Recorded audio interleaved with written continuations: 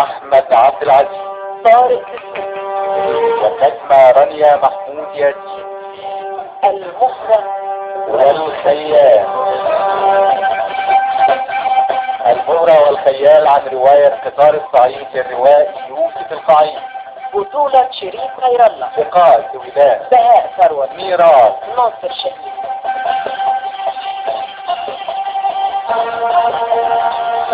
الأشعار سيد حجاج، موسيقى وألحان وتوزيع شيل المصري، غناء محمد الحسن.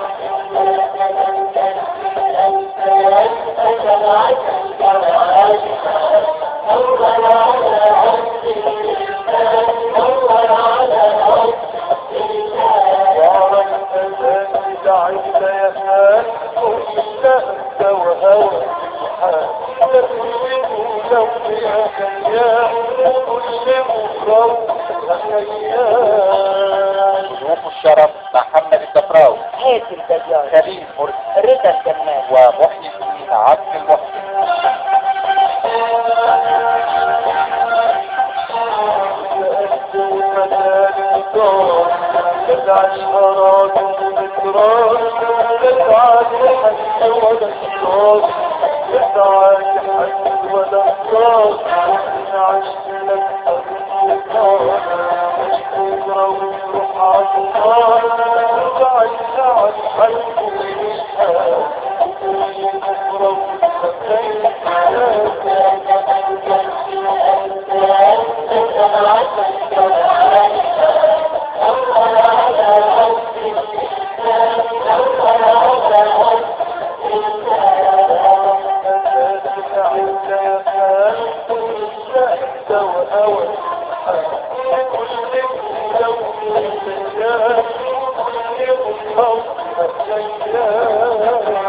المهرة والخيال، النص الإذاعي سيد رشوان.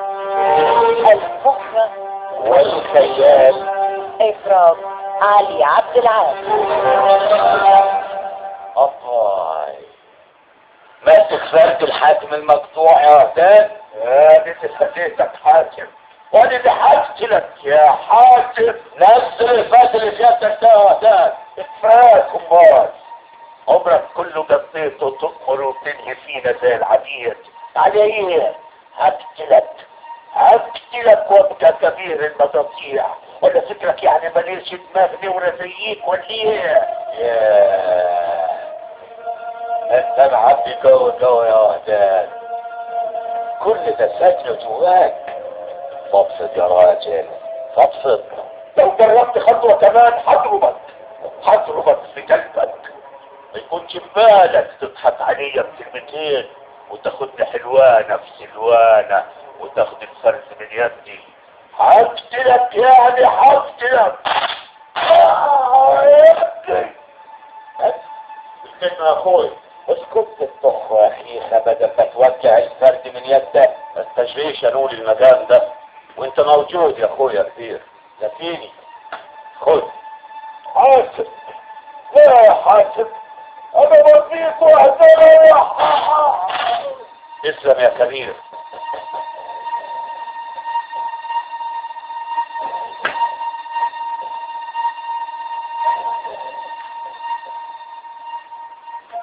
قلقتني عليك يا بطل. بطل ايه بقى؟ ده انا مكسوف اشوف وشي في المرايه. يا سلام، ايه يعني؟ مش عارف اواجه الرؤساء وعساكر ازاي بعد اللي حصل امبارح ده. انت فضلت تقاوم لاخر لحظه، واصابتك دي اكبر دليل على شجاعتك. لولا وصول سعادتك في الوقت المناسب دي كانت بقى كارثه. يا راجل ما تديش الحكايه اكتر من حجمها. ضابط الداخليه اللي بيخدم في الصعيد لازم يبقى مهيئ نفسه انه يتعرض لاكتر من اللي حصل لك ده. علاء الصعيد واهله براء من المجرمين دول يا فندم. يبقى تقوم بقى بطل وتشد حيلك معايا عشان نخلص الناس منهم. بالسهوله دي؟ معانا القانون، والقانون حق، والحق دايما اقوى. 7 رؤساء مباحث في اسم شرطة البداري في 4 سنين وحضرتك رقم 8. محدش قدر على الداهية المسيحة اللي اسمه حاتم المقطوع ده. علاء داخليا نالاني هنا عشان اهدم امبراطورية حاتم. يعني ده واجبي اللي انا مكلف فيه، ولازم اوصل للهدف ده حتى لو كانت ثمن حياتي. وانا يا فندم حياتي مش اغلى عندي من اني اخدم مع رئيس مباحث شجاع زي سعادتك.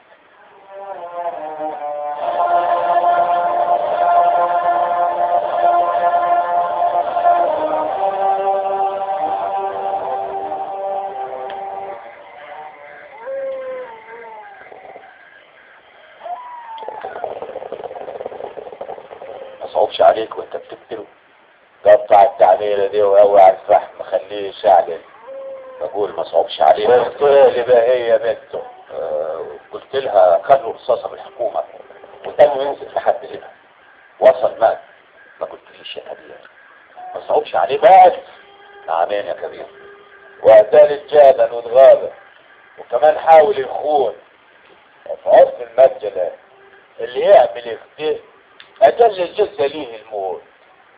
طب واللي عمله المقدم هاني شباين وشرب اخوك حاتم لازم اخليه يتمنى الموت ما يلقاه. الضايع والحكومة اللي وراه وانا رجالتي وراي. هاني هبت نصهم بضربة واحدة. راح تتجابل انت الثاني ياك. فاكر ان رادع المرجل على يدك لا يمكن يتجابل. امال ايه عاد الحديث الماسخ ده؟ غرض انبهك ان الحكاية مش كلام والسلام. كفي رجعت بالصوت زي البنت دي. والله هتمسك الفحمة مولعة وتحطها في كفي وما تروحش اياك. ثم الفحم لسه مولعة في كفي برضك اهو. الفحمة حرقت يدك يا كبير. يا حاتم ما تحرقهاش النار. وقلب حاتم ما يحرقوش من الحصرة. وحصرتي على رجال اللي راحوا ما يداويهاش كلام يا طول السجع. ما يداويهاش الا الفعل. فعل هتوعاه عينيك حتى.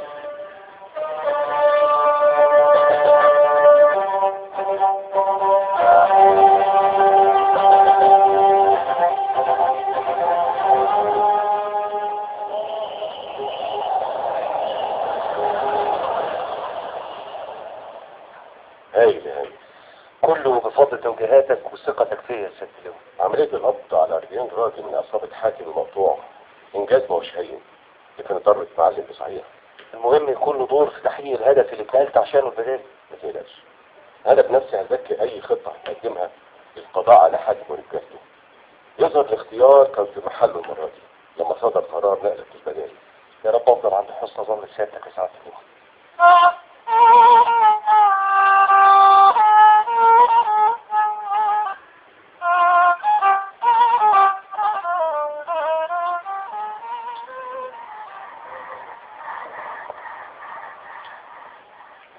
متخيل يا عمدة انها تقول لك احنا ما قدرناش نعرف منها. سيبنا حاولي على باشا.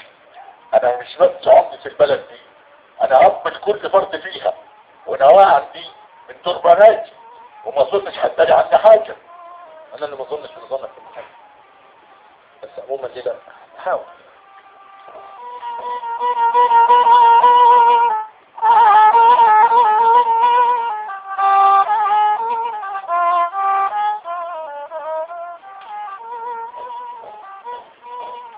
عاوز مني ايه يا عمدة؟ ما تعرفش مني خليك عندك. بس يا بنتي ملهات يا روح وعيلي بشد الشعريات اياك. هو انت يا بنتي مجنونة لازم ما تشد شعرك؟ لا قاتلة تفاحة. مش ده الكلام اللي سيرت اهل البلد ده يرضي عليا وعلى ستي بعد اللي حصل؟ وكتبت ليه يا نواعم؟ دفرت ليه يدك يا نواعم وخطبتيها بالدم ليه يا بنت؟ مالكش طالع فيا. مالكش طالع تحدث ليه وطالع فيا. مالكش طالع فيا.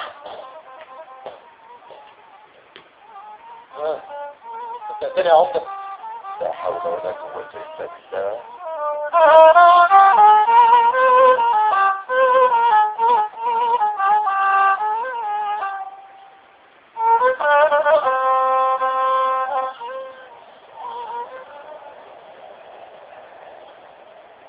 وتطلع فين البدالي؟ في أسيوط مهمة صحفية لمدة 48 ساعة. طب كنت أعمل حسابي قبلها يا مدام ده. في النشاط وحماس مهرة غانم اللي أعرفه كويس. مهمة حاجة زي دي وحرتها عالية كانت محتاجة دليل. المهمة دي بالذات ما تعملهاش غير صحفية نشيطة زيك، لأن عاوزة التركيز من خلالها يكون لمناقشة وضع المرأة السعودية وهمومها وأوجاعها. فكرة هايلة. مهرة اقري الملف ده وانتي في الأرض، ودي بقى تذكرة المسير، وفوتي على الخزنة عشان تصرفي بدل السفر والانتقالات. بس هدفي مدير بيت شباب أسيوط هيكون في انتظارك. طب ادينا خط مفتوح لو في اي استفسارات. لكن مهرة انا عاوزة اشوف ها؟ وركزي على اوضاع المرأة السعودية. مفهوم يا فندم.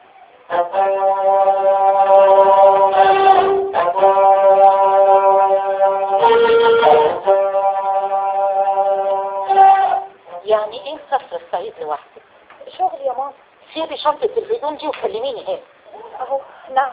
مين صاحب الفكرة؟ مدام ناهد رئيس تحرير المجلة. بتساعدك تهربي، ده بدل ما تقول لك وجه اهرب من ايه؟ واواجه مين؟ انا نسيت الموضوع ده وطلعته من دماغي خالص. وجوده معاكي في نفس المجلة يخليكي كل ما تشوفيه تفتكري. ماما انا ورأفت خلاص اتطلقنا ولا يمكن نرجع لبعض تاني لو انطبقت السما على الارض. انت ليه مصيرة ما تحسيش بيا؟ فهمي ليكي اهم من احساسي بيكي. يعني ايه؟ قلب الام اللي بين ضلوعي يديني الحق اني اتيقن ان بنتي اضعف من انها تواجه حقيقة طلاقها من رأفت. يا ماما لو كان حد فيكم يصحي يغور من وش التاني يبقى هو اللي وقع في الخطيئة وخان، هو اللي المفروض ينكسف من عملته المهددة ويحس على دمه. هو المطلوب. ولا حاجة يا بنتي، بس ما تنسيش تطمنيني عليكي بالتليفون.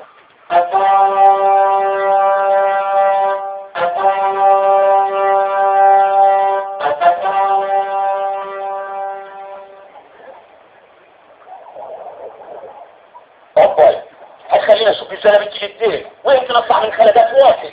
مش عوايدك خلقة في بيت مع بحية. يا بهية شوية زينة بتشقى من قلبي، بس يعني سؤالاتك كيف النيابة كل ما تصفي خلقتي بشوف كيف الحية حوالين رقبتي.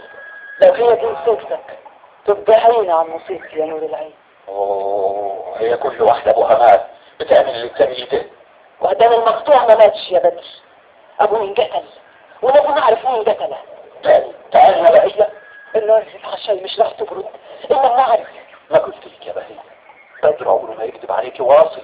هتقول لي لازم تاني الحكومة قتلته. تفضل الجرح ينزف لحد ما وصل هنا ومات في منبر اخوك حاكم، مش كده؟ ايه هو كده. جرح البني ادم ينزف لما يبقى في اي مكان تجدده، انما جرح ابونا نزف كيف والرصاصة جت له بين عينيه. غدا المخرة والسيئة. الفرقة الموسيقية حديث عباس. المنتج المنفذ وليد الصمالوط.